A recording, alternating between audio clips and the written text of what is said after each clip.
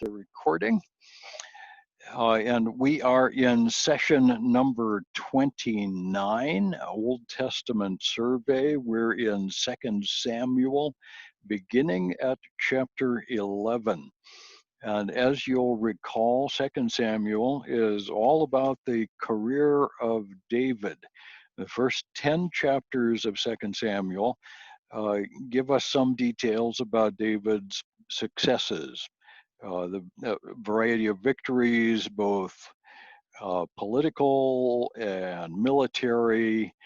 He is anointed king in Hebron. Then 7 years later, all the civil war is ended, and David becomes king in Jerusalem, uniting all of the tribes of Israel under one head. David then goes on to expand the territory controlled by Israel from the Euphrates to the river of Egypt, from the desert to the Mediterranean. And this is a very good thing. Now, under Solomon, we're going to see a larger expansion still, but that's mostly diplomatic. David was the military guy. Solomon, of course, had an army, but Solomon's main thing was the economy. He seemed to be able to make money very, very easily, at least for himself. The nation of Israel was very prosperous during the period of Solomon's reign, and an awful lot of that prosperity was centered in the king's own household and in his projects. The people of Israel did well, but Solomon did extraordinarily well, and we'll talk about that as we go farther along. So these are this is all historical structure. What is interesting about Saul and David and Solomon, to a lesser extent, is the spiritual side of things, because all three of these men were saved men in the sense that they believed in God, they trusted God for salvation, they trusted the completed work of God. And so they were saved men. The Spirit of God worked in them in different ways. David is particularly singled out as being a man after God's heart. Saul was rejected because he was not a man after God's heart. Solomon was, if anything, more sinful than either Saul or David. Some of the things that Solomon did were just terrible, and yet God blessed Solomon, and he is regarded in the rest of the Bible as a, quote, wise man, unquote, in spite of many things that he did wrong, and we'll be looking at that. So the point that I'm making here is that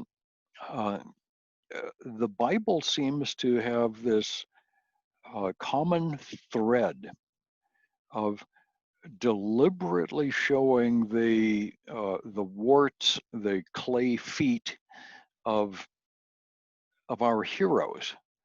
We see a David and a Solomon who we would love to be plaster saints, with their uplifted faces and their mild manners, but it wasn't true. They were, in fact, frequently falling short. With David in particular, we have insights into his character that we don't have with some of the others. We have quite a bit for Solomon in the Proverbs and in Ecclesiastes, and we'll look at that. With David, we have the Psalms.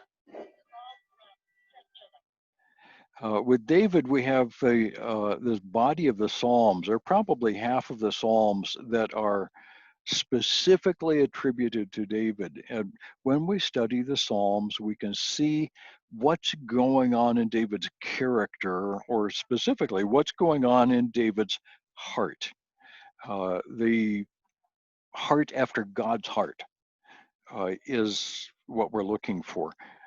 So this the sequence that we'll be starting today, we'll finish up 2 Samuel. I'll probably get into 1 Kings, and we'll get to the end of the life of Solomon. And then I'm going to break away from the history of the kings and begin looking at the Psalms, Proverbs, Ecclesiastes, and the Song of Solomon, everybody's favorite. Those four poetic books reveal to us some spiritual insights that I think will answer some questions about how it is that God can bless those who fall short of his perfection. Because you see, God doesn't save us because we're perfect. God doesn't even save us because we're pretty good. God saves us because he is perfect and he is good. And that theme continues to be very important all the way through the Old Testament. So let's begin with David's problems. This is a portion of David's life that I don't enjoy very much, but we'll work on it anyway. Let's see if I can make this happen. Then we'll share this thing, presenter view. Oh, and that doesn't work. So I will stop that and share. I don't know why it's needing to do it everything twice. Okay, there you go. It needs to be told twice. Donna says the computer is like a little kid. It needs to be told everything twice. Okay, David's troubles start out in chapter 11 with an episode, very famous episode with a lady by the name of Bathsheba. And a little background here. This is a photograph of Bathsheba with her first husband Uriah. This photograph was actually taken at En Gedi. And doesn't this look like a nice place to go on vacation? It's actually a very, very public place. You won't find anybody fooling around in the waterfall at En Gedi. But these folks were there at En Gedi, and I thought, well, that must have been what Uriah and Bathsheba probably looked like when they were there. Hard to know. Uriah was one of David's mighty men. We'll come back to David's mighty men again, but at the cave of Adullam, David gathered to himself some 400 men who later grew to 600, together with their wives and families. And these men became the core of David's army and the core of David's later administration as king. Uriah was one of the commanders of the army. He operated under Joab as a commander of a significant unit of David's army. And in this chapter, we see the tremendous discipline and faithfulness of Uriah the Hittite. Now, we notice that we call him Uriah the Hittite. The Hittites had gone out of existence as an empire some 200 years before the time of David. Yet the Hittites were still a people group, were still an ethnic identity in the Middle East, and actually still are to this day. The modern Turkish nation includes the Hittite genetics. They go way back. So Uriah was a Hittite. He was a man whose family tree could be found back in Turkey, I suppose, or at least in northern Mesopotamia. Uh, we're not told how Uriah came to be one of David's guys. Yet there he was. We find a lot of the men who came to David at Adullam were men who were in trouble. They were disaffected. They were uh, pursued by the law. They were in debt. They were unhappy with life. And we don't know Uriah's story, but that probably fits him. But while he was with David, he was married.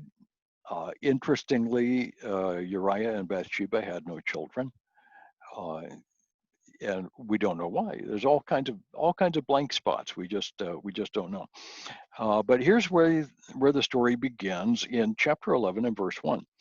It was the spring of the year, the time of year when kings go out to battle. Oh, what an archaic idea. You wait till springtime, and then every spring the kings go out to battle. Let's go have a war. Looks like half past April. Let's go have a war.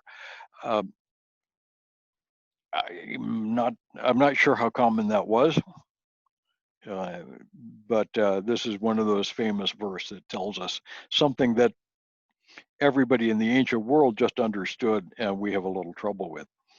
So David sent Joab and his servants with him, and all Israel, which means all of the army, and they ravaged the Ammonites and besieged Rabbah. But David remained at Jerusalem. So this is the first time that happened, or at least this is the time that is mentioned.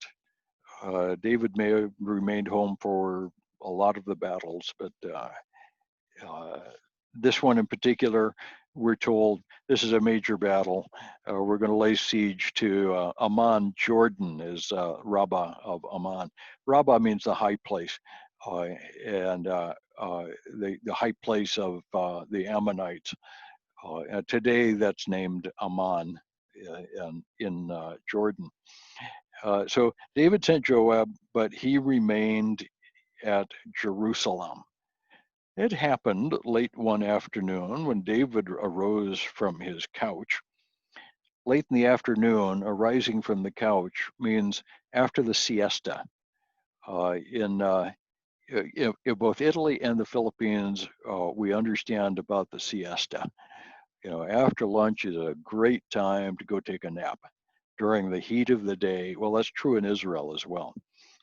And we find that uh, the Israelis don't do that so much anymore because they have air conditioning. But in ancient times, and even down to fairly modern times, people living in Israel take an afternoon siesta because that's a hot part of the day. So late one afternoon, David arose from his couch and was walking on the roof of the king's house, and he saw from the roof a woman bathing, and the woman was very beautiful. Now we think about bathing, and we think about a bathtub, and you know, sitting there with nothing on. Well, that wouldn't be true. Uh, Bathing up on the roof would have been the cool place to do it. Bathsheba would have had uh, a pitcher of water, and it would have been washing up. She would have been fully clothed, but she would have been washing up. At any rate, she would have had any veils off, any outer garments, that sort of thing. It's uh, revealing enough of herself that David's interest was aroused. And there she was. Now, people have asked, how is it that David up on the roof could see onto other rooftops? And the answer is real simple. Jerusalem, the city of David, part of Jerusalem, is built on a hill, a long peninsula, bit of a hill, with the palace, David's palace, in the highest part of the promontory. And from the palace roof, it would have been very easy to look down on all of the rooftops of the whole city. There would have been hundreds of rooftops. Rooftops were part of the living space. Inside a city, there were no yards. Nobody had a patio. What you had was a roof. And the roof was made of flat clay normally. And it was very easy to set up a place to relax up on the roof. Now, late in the afternoon, as the sun was going down, it would be quite comfortable there, and that would be entirely normal for people in the city to go up on their roofs. You know, what better place? You've got a bit of. Hang on here. I'm going to mute everybody. What Bathsheba was doing was not wrong. That's the point that I'm trying to make here. People will sometimes say, oh, well, David couldn't help himself. Bathsheba was being particularly obnoxious. But that's not true. Bathsheba, I think, was being completely normal. She was behaving the way any decent woman would. I don't think Bathsheba was doing anything wrong. For that matter, David wasn't particularly doing anything wrong either. It was his roof. He was the king. And if he had a view, that was what it was.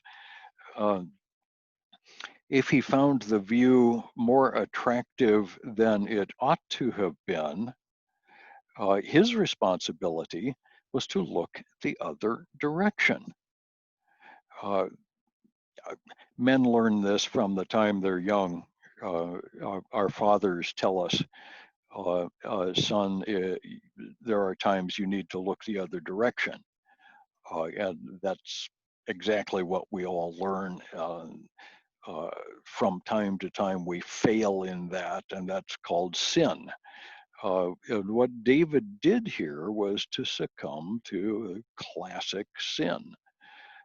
He took a look, decided he liked what he was looking at, took another look, and decided to send one of his servants to go fetch the lady.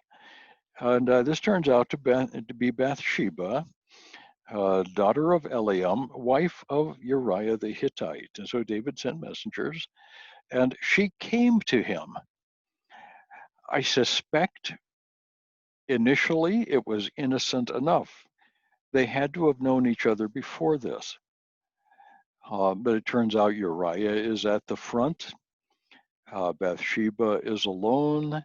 David is alone with nobody but his 100 other wives and concubines. And one thing leads to another, and he lay with her. And it turned out that she was pregnant. And she told David about this. Now, that's a catastrophic failure. That's one of those things. Everything in that sequence was innocent enough up to the point. The two of them decided to continue down this sinful path. It was a big mistake. It was actually a stupid mistake on both of their parts. David is the more powerful, and therefore most of the blame goes to David. We don't hear about Bathsheba's great repentance, but David, who is a man after God's heart, a sweet psalmist of Israel, committed this horrendous sin. It's just awful. And so Bathsheba is pregnant, and she told him, and David sent word to Joab saying, send Uriah the Hittite back to Jerusalem with a report. Tell him that I'd like to hear a report about how things are going there at the front. So Uriah the Hittite came back along with some of his staff soldiers.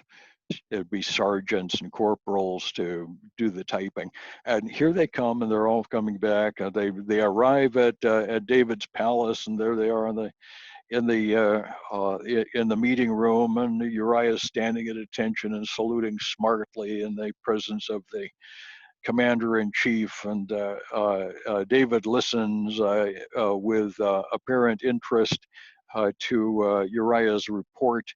And then at the end of it, he says, "So, Uriah, I thank you so much for coming. I'm so glad that things are going well at the front. Tell you what, Uriah, why don't you take some time off? Take a couple of days of leave. You've got it coming. You've been working hard. Uh, you might consider going down and saying hi to your wife. I understand you've got a wife here in town. You probably haven't seen for several weeks." And Uriah responds, "How can I take my ease and rest while my men sleep under the stars and are fighting against the Ammonites? No, I will stay here at the palace." And David even tried to get Uriah drunk. His integrity was such that he would not leave the palace. He would not go off by himself for even a moment, not even to see his wife. Now, offhand, I would say that's heroic on Uriah's part. So at the end of this time, David, in frustration, doesn't know what else to do. So he has a letter written to Joab, good old Joab, David's David's chief of staff and hitman extraordinaire. Dear Joab, uh, Uriah is coming back out to the front. Would you see to it that he's put in the center of an attack on the city, and then arrange for the rest of the army to pull back from Uriah's unit, because we want to end up with Uriah the Hittite dead. Well, Joab did exactly that, and he writes a report back several days later. "Oh, there's been heavy fighting here, and some of the king's men have fallen. Among them, Uriah the Hittite, and I alone have survived to tell the gruesome tale." Okay, there's a report that comes back, and David gets the report. And Bathsheba is notified, "Your husband is dead." And David is, goes into mourning, and Bathsheba goes into mourning. And when the mourning time is over, David, the great king, the powerful king, the compassionate king, in his mercy, chooses to take the young widow into his household as his wife. Yeah, you betcha. Uh, Now, today we can see through that because we can read the rest of the story. One of the more important lines in chapter 11 is right at the end of verse 27, where it says, "But the thing that David had done displeased the Lord." Well, of course it displeased the Lord. David has not only committed adultery by taking another man's wife, which is terrible enough, he has arranged for the murder of one of his best friends, one of his most loyal supporters. What David has just done here is one of the most grievous sins recorded for us in the Old Testament. This is awful. Okay, I emphasize that because the next parts of this story begin to become very important, and our understanding of David's reaction to this become very important. Remember when Saul was confronted with a relatively small sin. He had failed to wipe out all of the Amalekites and kept some of the loot. Samuel condemned him, and God wrote him off, ending his dynasty. Saul died without the consolation of Samuel. It was grim, and yet I would argue that that's a relatively small sin. In response to Samuel's confrontation, Saul made excuses. He says, "Oh, I couldn't wait any longer to make the sacrifice," or the cows, the sheep, those are for a sacrifice. That's right. We're going to have a sacrifice. Saul never confessed his sin. So what is going on with David is a little different affair. We're going to get a rebuke of David in chapter 12. This begins at verse 1. The Lord sent Nathan to David. You'll recall Nathan is one of David's best friends. Nathan was with David through thick and thin, and will be through him throughout his entire career. And the Lord sent Nathan. He came to him, said, told a story. Two men in a certain city, one rich, one poor. The rich man had flocks and herds. The poor man had just one little lamb, a ewe lamb, little female lamb, which he had bought. And he brought it up, and it grew with him and with his children. It used to eat of his morsel and drink from his cup and lie in his arms. It was like a daughter to him. Now, I think I would have some trouble doing that with a sheep, but the story is good anyway. Now there came a traveler to the rich man, and he was unwilling to take one of his own flock or herd to prepare for the guest who had come to him, but he took the poor man's lamb and prepared it for the man who had come to him. Okay, well that's a grotesque, nasty thing for a rich man to do, no question about it. And so David looks at this, and this is verse 5. David's anger was greatly kindled against the man. He said to Nathan, "As the Lord lives, the man who has done this deserves to die. He shall restore the lamb fourfold because he did this thing, because he had no pity. Oh, what a terrible thing this man did with a sheep." And Nathan looked at David. Here comes the famous line, "You are the man. Thus says the Lord, the God of Israel, I anointed you king of Israel. I delivered you out of the hand of Saul. I gave you your master's house and your master's wives. I gave you the house of Israel and of Judah. And if this were too little, I would add to you as much more. Why have you despised the word of the Lord to do what was evil? Yet you have struck down Uriah the Hittite with the sword, and have taken his wife to be your wife, and have killed him with the sword of the Ammonites. Now therefore the sword shall never depart from your house, because you've despised me, and taken the wife of Uriah the Hittite to be your wife. Thus says the Lord God, behold, I will raise up evil against you out of your own house. And this goes on. The prediction here is trouble, trouble, trouble. You're going to have nothing but trouble. The initial trouble with this, the end of this first paragraph, the bottom of verse 14, the child who is born to you by Bathsheba will die. And then Nathan went to his house. Okay, so Nathan has delivered his judgment. You are the man. You deserve death. But instead of death, you're going to have nothing but trouble.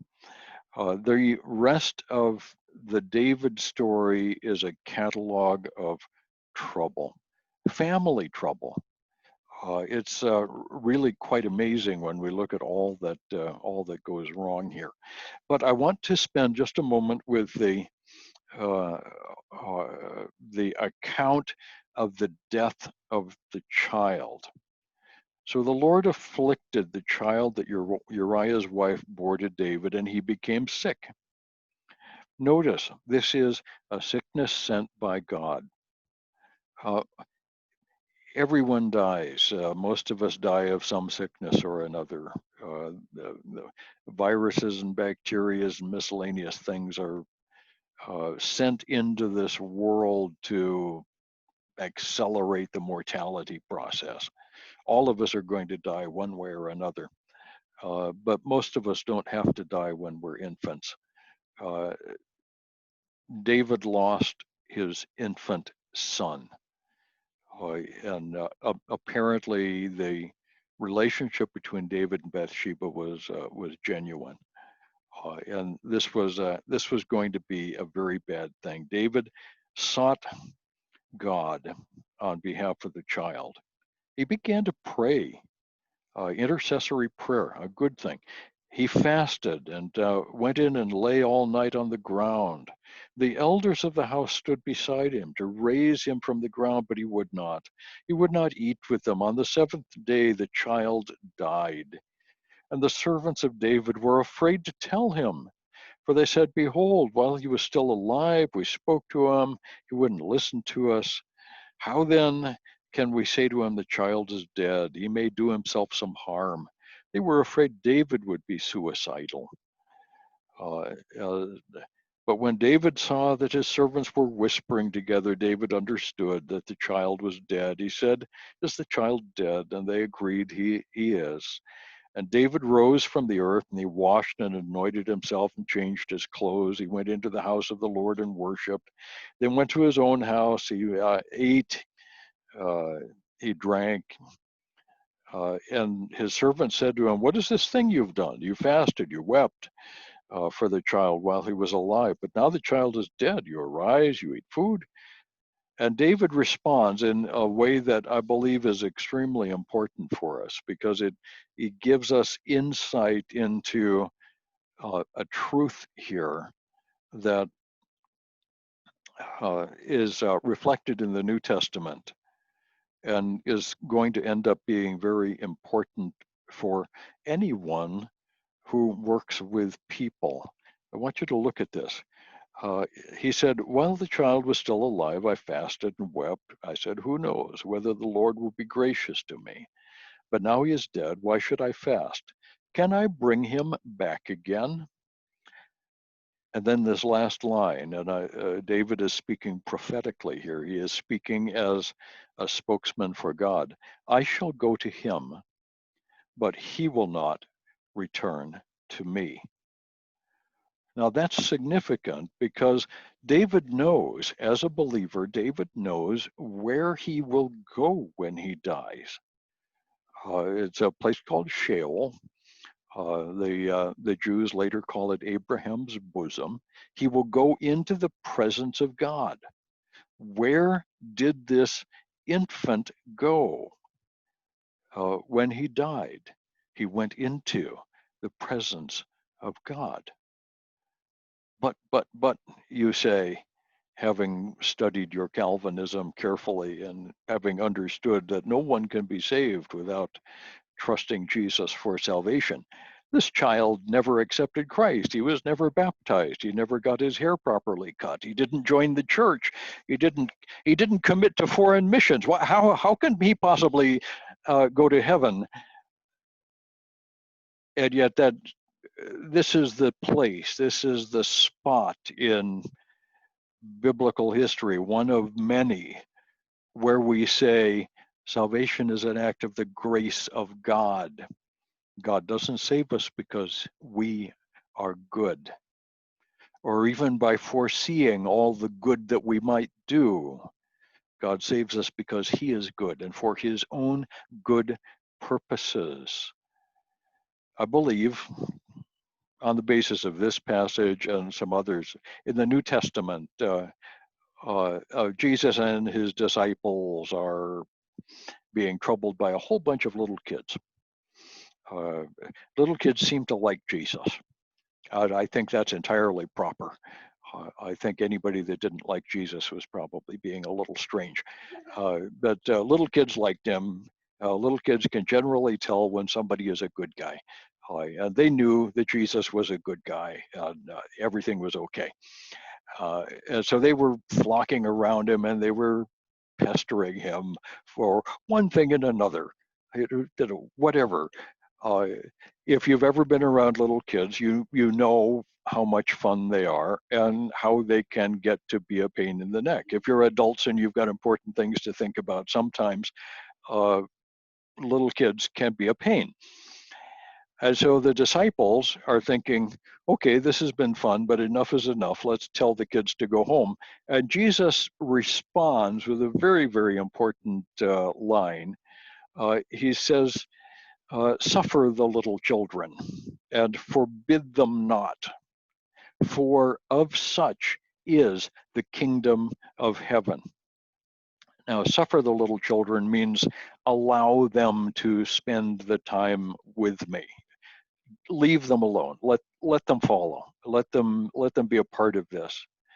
Suffer the little children, forbid them not, for, and this is the important line, of such is the kingdom of heaven.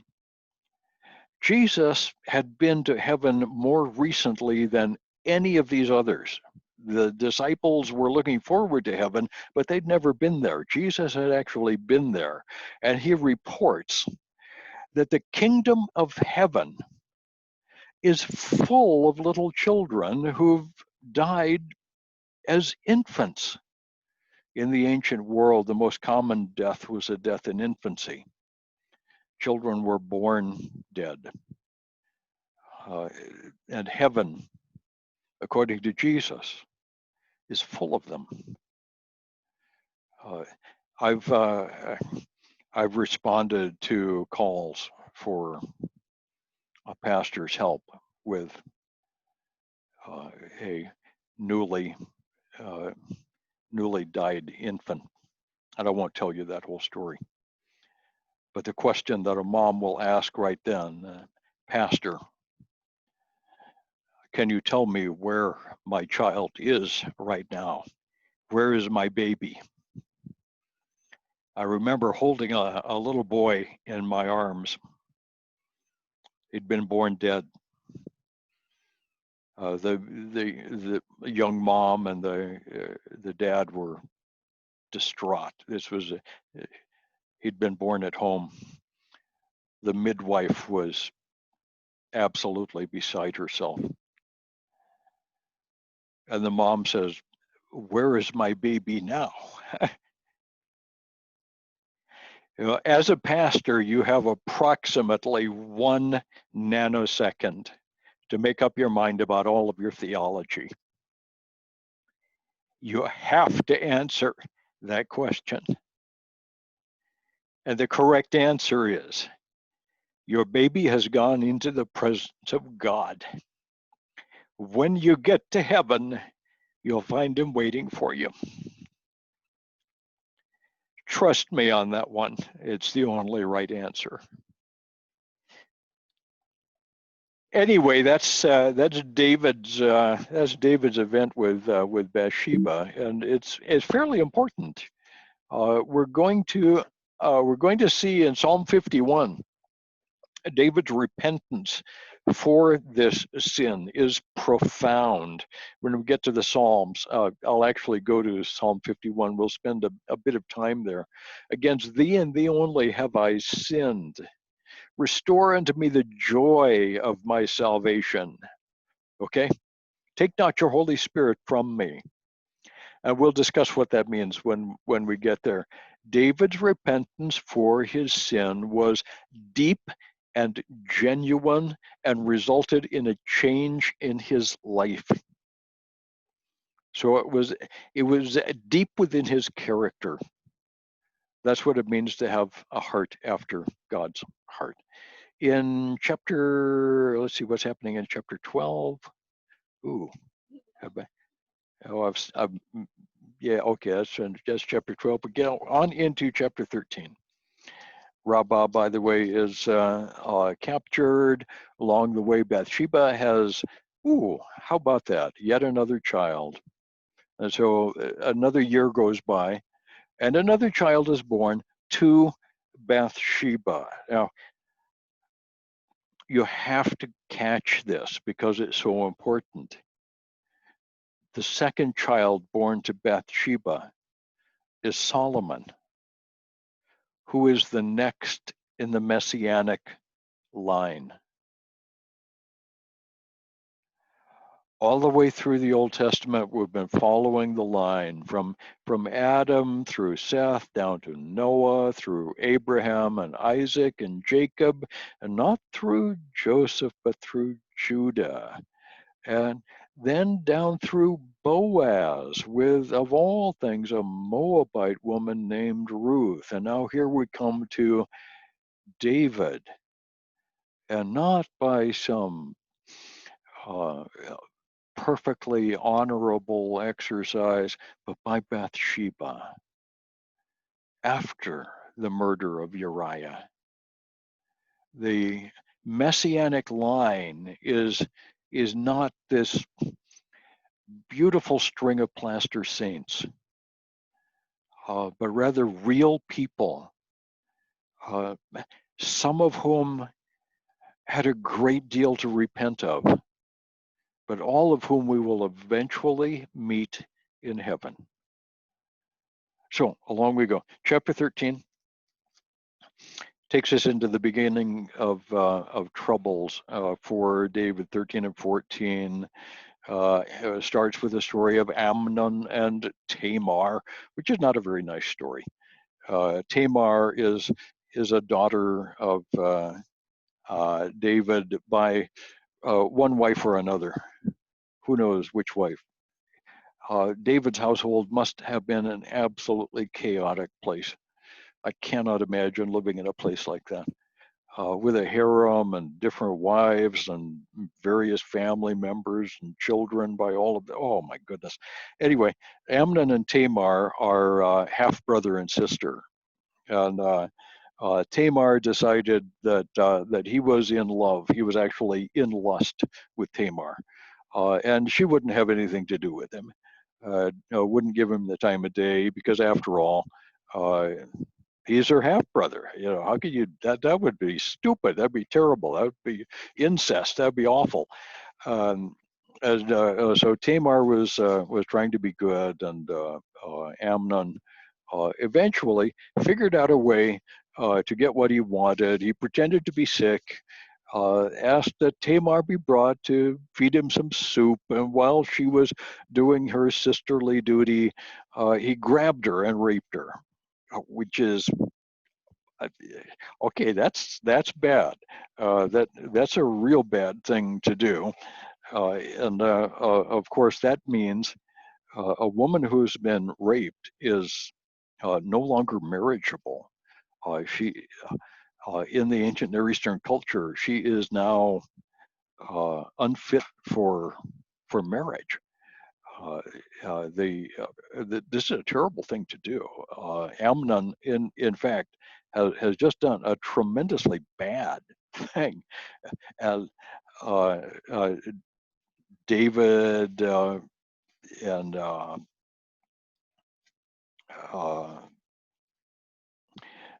uh, David is upset with all of this. Amnon hated her. Tamar put ashes on her head, and Absalom is yet another brother, another son of David. Amnon and Absalom and Tamar are by different mothers. And let's see here. Amnon had done this thing. Absalom found out, because you can't hide things in a household. Everybody knew that Amnon had been pining away wanting to have Tamar. So Absalom asked his sister about it because she's so unhappy.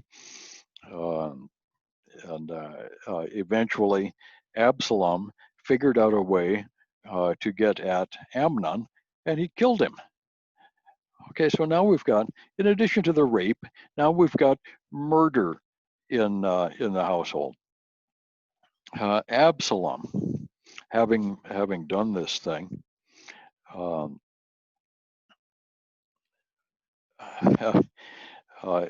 decides it would be wise to get out of town. So he fled to a place called Geshur, which is in the Philistine country. And he fled, and he went to Talmai, the son of Ammihud, king of Geshur, and David mourned for his son day after day, which is interesting. David really liked Absalom. He thought he was a very good guy, and yet he had to be exiled. Eventually, it's a complicated story, but Absalom is allowed to come back to Jerusalem in chapter 14, and yet David won't go and see him. And this is complex, but that's all you really need to know.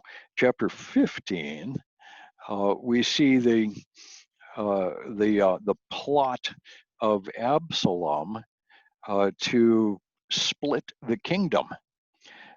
David was getting to be a busy man. He was getting to be a fairly important king in the world, and a lot of important stuff going on in his life and other places around. So Absalom planted himself at the front gate of the palace, and when people would come to see David, Absalom would stop them on the way in and say, "Oh, David is so busy. He won't have time to see you today and take care of your problem. But I'm the king's son, and I can handle most anything that King David can. So if you just let me in on this, I'll help with that."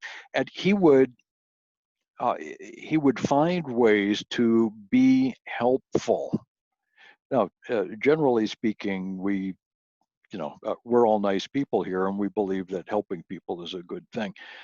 What Absalom was doing here was building up a constituency. He was building a body of people within Israel who owed their allegiance to him rather than to King David.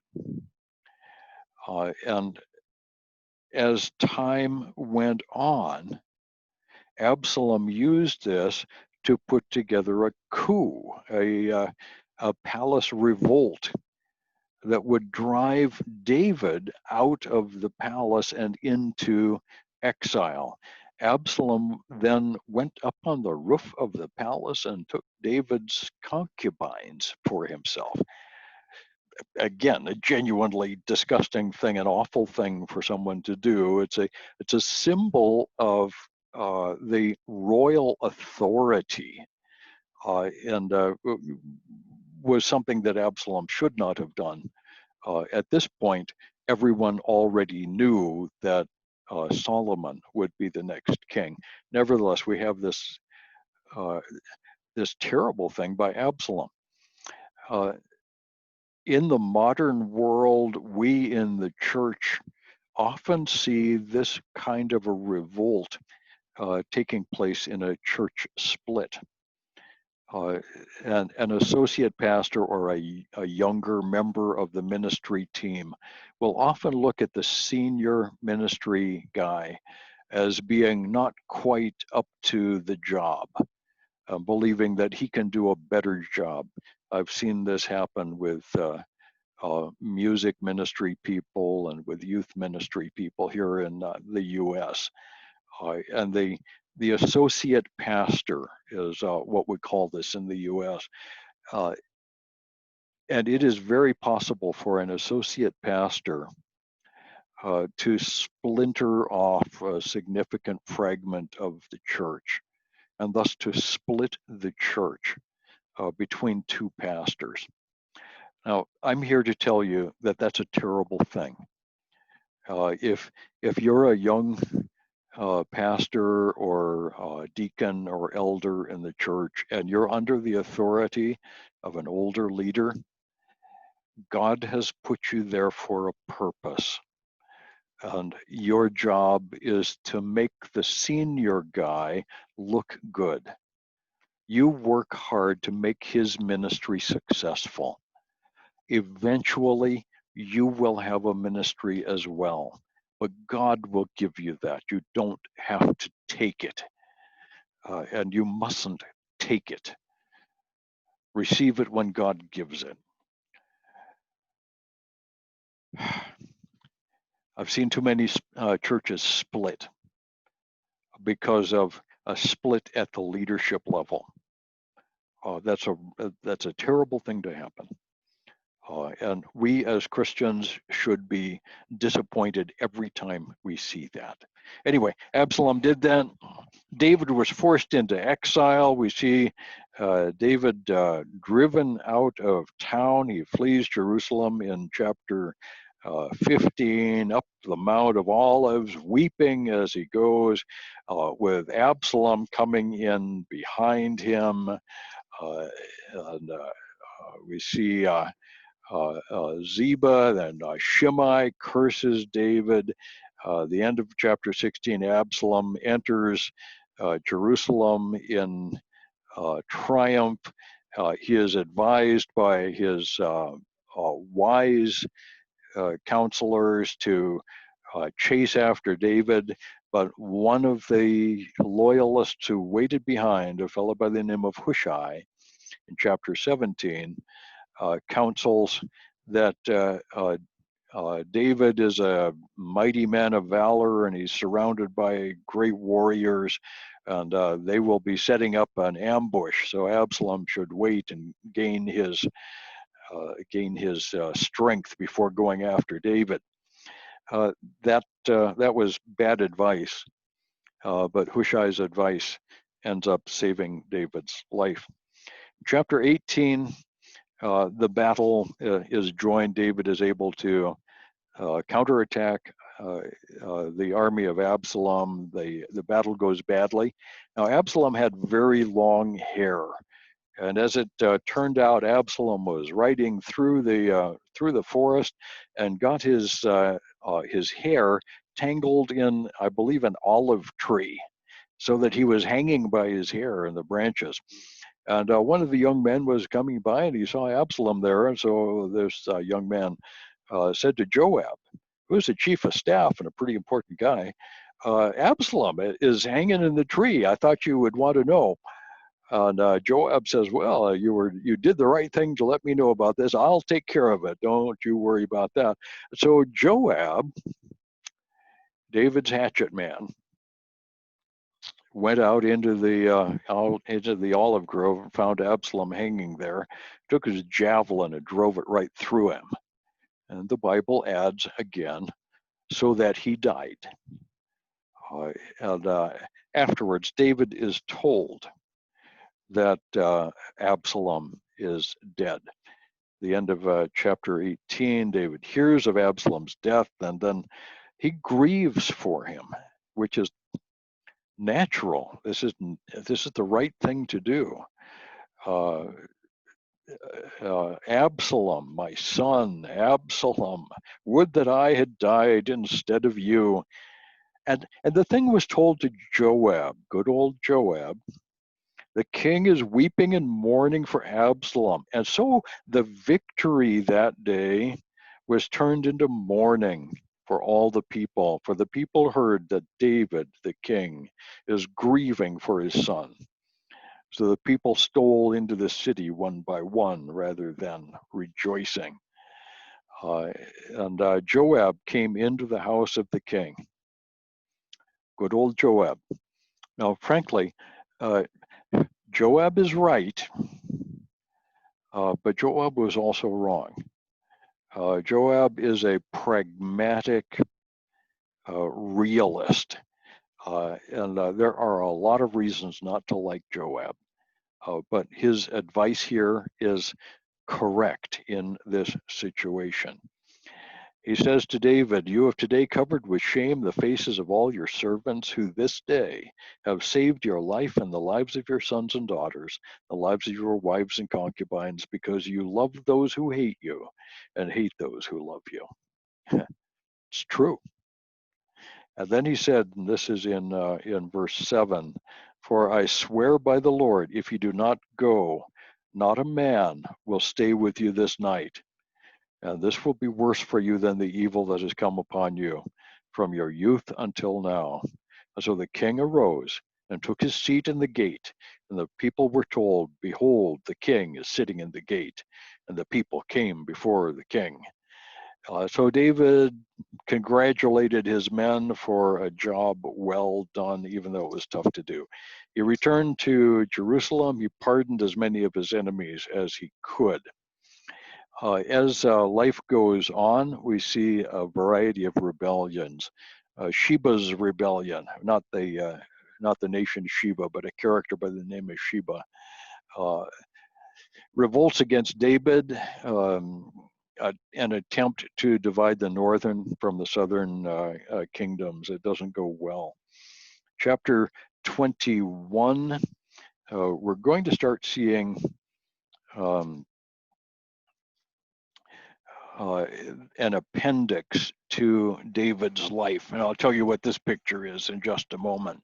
This is the ending of the book. In chapter 21, the Gibeonites are going to have some trouble with some other group. They need some help, and David goes out to fight them. And the Philistines are fighting again, and they're coming after the Gibeonites. It doesn't really matter what the battle is. The really important thing is that there was war with the Philistines. And in verse 15, there was war between the Philistines and Israel. And David went down together with his servants. Well, that's a good thing. Now, this is quite a bit later. This is toward the end of David's life. At a time, we know that David began to reign when he was about 30 years old. So this will put David at 65 or 70 years old. Now, I can speak to this with some authority because I'm a tad over 70. I understand what 65 or 70 feels like. And I understand what it means to want to be able to do the things that I could do when I was younger. I was climbing up on some scaffolding this morning. That's quite hard. When I was 50, that was hard work. At 70, it's probably more than I should really do. But even my beloved wife can't talk me out of it.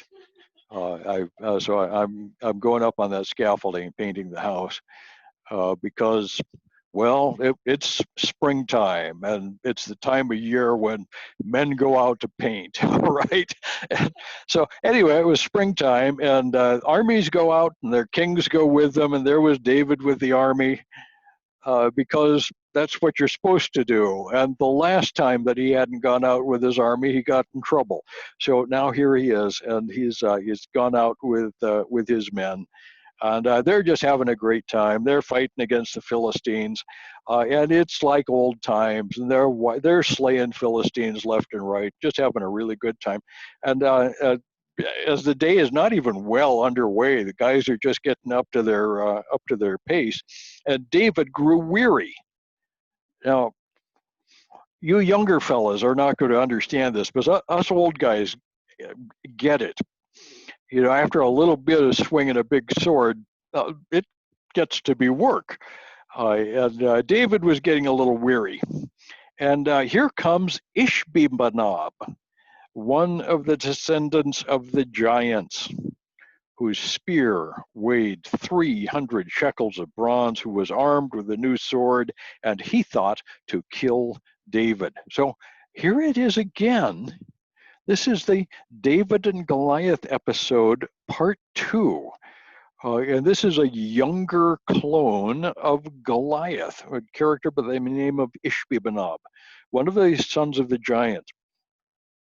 He thought to kill David. David was getting tired.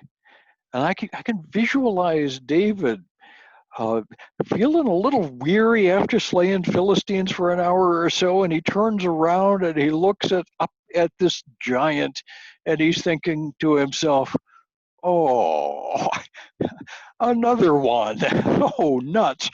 And here comes the giant, and the giant takes a good whack, and David gets his sword in the right place at the right time. But that's a hard whack, and he's driven back. And the giant takes another whack, and David is driven back even farther and realizes, I'm sure David realizes by this point, that he's bit off more than he can chew, that here is a giant too many, that he's killed all the giants he's going to. And at this point, one of the sons of Zeruiah, David's sister, young man by the name of Abishai, noticed what was going on, and he waded in, came to his aid, and attacked the Philistine and killed him. One verse.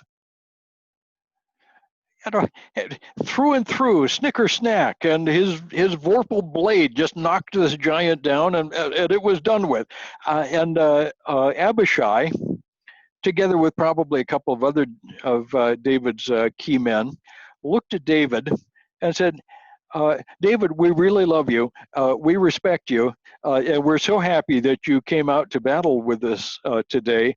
But if you wouldn't mind, we'd prefer that you stay home next time. You've killed your last giant. Now, what's important about this? Abishai, along with the rest of the mighty men, and we're going to see them here in just a moment, were men that David had trained.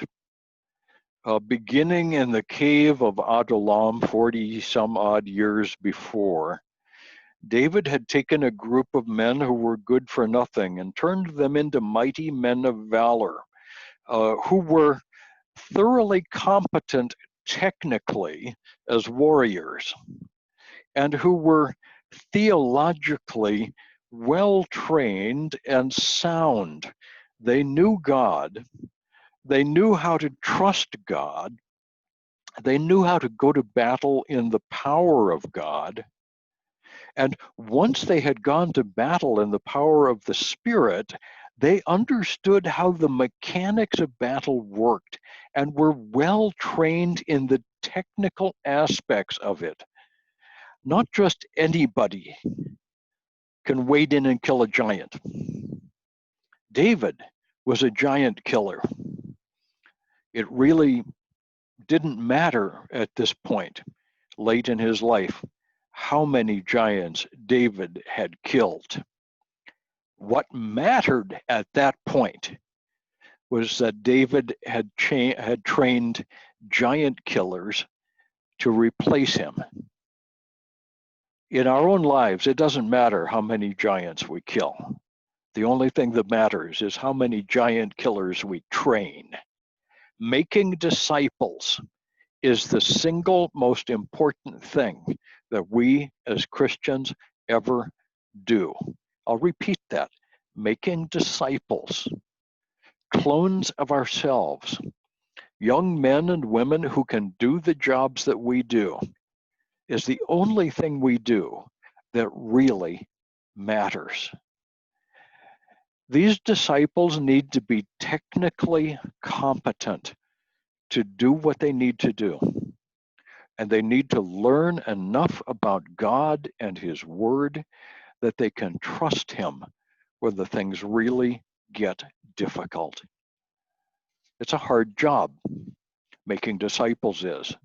When Jesus said to His disciples that their life's work was to be out in the world, He told them, go out there into all the world and make disciples of the nations, teaching them all these things that I've commanded you, baptizing them in the name of the Father, Son, and Holy Spirit.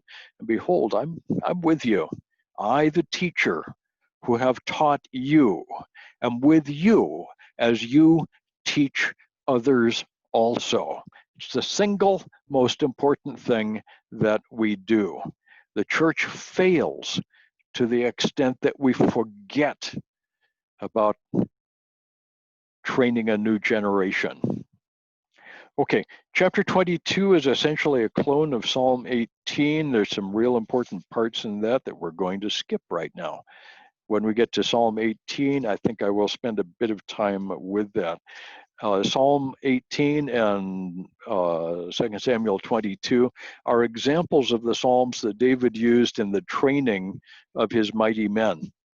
In chapter 23, we have some last words of David and then a listing of David's mighty men. Chapter 23 is fascinating, beginning at verse 8. These are the names of the mighty men whom David had. And they're often called the 30. And so we hear the 30 mighty men.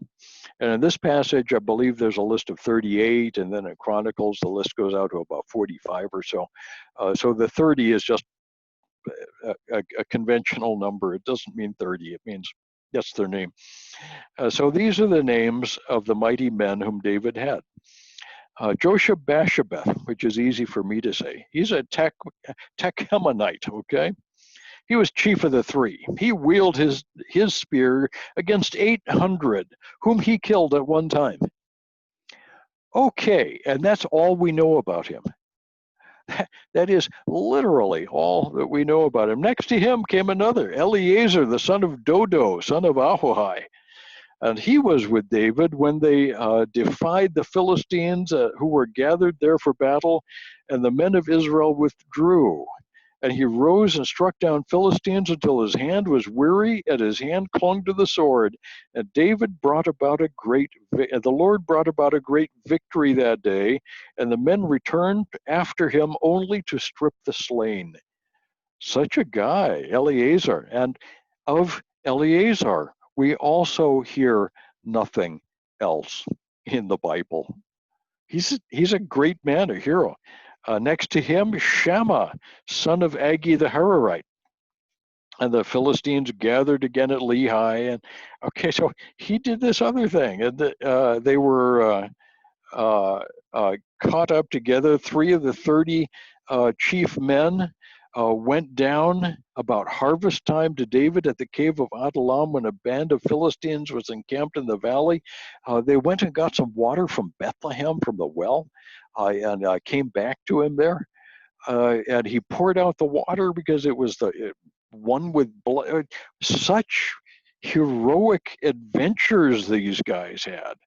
And then verse 20, my favorite character in the whole Old Testament is in chapter 23 and verse 20. And Benaiah, the son of Jehoiada, was a valiant man of Kabzeel, a doer of great deeds. He struck down 2 Ariels of Moab. He also went down and struck a lion in a pit on a snowy day. And he struck down an Egyptian, a handsome man. The Egyptian had a spear in his hand, but Benaiah went down with his staff and snatched the spear out of the Egyptian's hand and killed him with his own spear. These things Benaiah did, but he didn't achieve the same renown as the 3, yet he was the chief of the guard. So Benaiah, we actually hear some things of later. Benaiah's adventure with the lion is what this picture is about. This is the interior of a chalk cave in Israel, out in the Shephelah. In that area, cisterns are used in the hill country villages to collect water during the winter. So a snowy day is not to be wasted. The snow melt will melt on the roofs and in the streets, all the paved areas, and everything leads down to the village cistern, which collects the water. And that's the water for the whole dry season. It's a very, very important thing. And a cistern could be quite deep. This one is about 20 meters deep. It has a small hole cut at the top through the limestone. through which a rope could be let down to lower a bucket. And then the cave inside is cut out of the chalk, and it's made a kind of a bell shape. They're very large and could hold a great deal of water. When there was a snowy day in some village that Benaiah was connected to somehow, a lion fell into the cistern, apparently. Now, what did Benaiah do? Nobody else was willing to go down there. Somebody had to go down, kill that lion, and get the carcass out of the well. Otherwise, the water would be poisoned. Benaiah went down into the dark, into the damp, into the lion-smelling, frightening place with a knife between his teeth. He got that rope to swinging in something that he had learned how to do and probably practiced before. He could smell the lion and just barely see it in the dark. He knew how to get onto the lion's back and at the same instant strike with the sword at exactly the right place. I don't have any idea where that place is, but exactly the right place where one stroke would kill the lion. This is a man who was well trained. His technical competence is unsurpassed. And at the same time, he trusted God enough to walk by faith when there was no clear route to victory. Benaiah was a man of God who was a man of war. He is the image, he's the poster child of the disciple of David. David spent a lifetime training giant killers. At the end of David's life, he left a legacy of well-trained, godly men who could take over after him.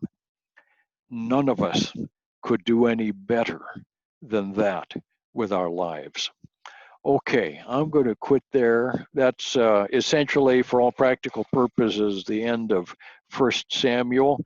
There is just a little bit about David's census, something he shouldn't have done. You're not supposed to take a census because that demonstrates a lack of faith. Okay, but David did that anyway, and we won't worry about that right now. I'm going to unmute everybody so we can all hear each other again. And go over to the gallery view so we can see everybody. Uh-oh, and they have gotten back to Como, it looks like. Hi, everybody. Hey, Pastor. Hey, Don, good to see you, man. Middle of the night. Yeah, middle of the night, you're amazing.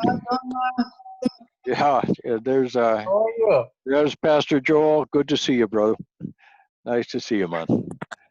There's Sally. Hi, Sal. How are you guys? And Pastor Eddie, good to see you, my friend. Yeah. Okay, and there's Oscar in a different window. We've got you all over. You're all over the place. Okay, you guys come back in about 10 minutes, and we'll have some more talk. Things are heating up in airfare land. But we'll see you again on Wednesday, and we'll do a bit of the Book of Kings, and then we're going to go on into the poetic books. Don't know if we'll quite get started in the Psalms, but I hope to get maybe that far on Wednesday. So God bless everybody. Love you all. We'll see you again on Wednesday. Bye-bye, guys. Thank you so much. Thank you so much. Love you all. Thank you so much. Take care. Bye, Take Don. care. Bye-bye. Bye, Don.